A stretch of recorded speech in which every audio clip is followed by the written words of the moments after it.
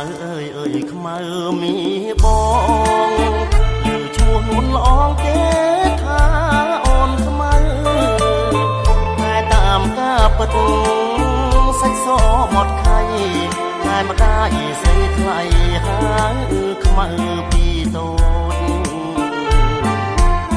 ឆ្នាំថ្មីខ្មៅពេញក្រមុំ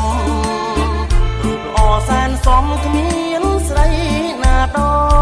ចខ្មៅជាស្រីខ្មែ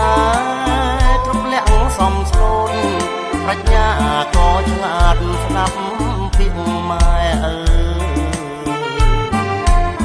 ថ្ងៃនេះបុណ្យចូលឆ្នាំថ្មីបងឃើញខ្មៅស្រីអូនរៀបចំផ្ទះបោករៀនទេវតា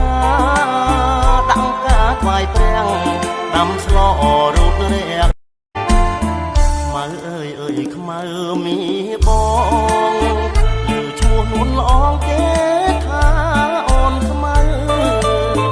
តែតាមការពិតសាច់សមកខៃ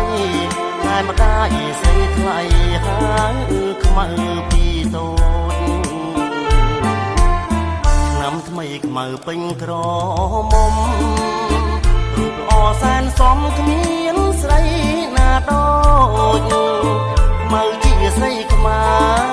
រគ្រប់លក្ខសំស្លូនប្រាជ្ញាក៏ឆ្លាតស្ដាប់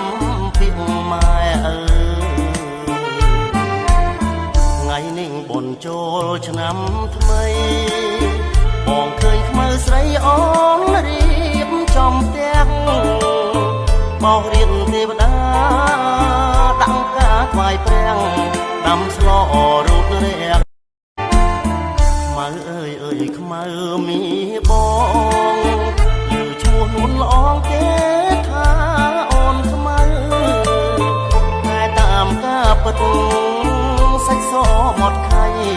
តែម្ដាយស្រីថ្លៃហើយខ្មៅពីតូច